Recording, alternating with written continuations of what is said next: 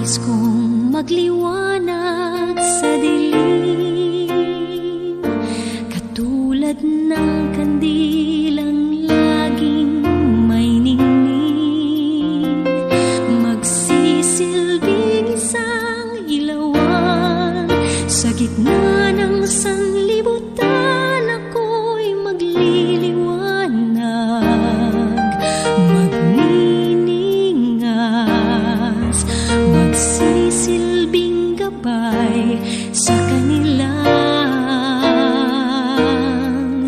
landas.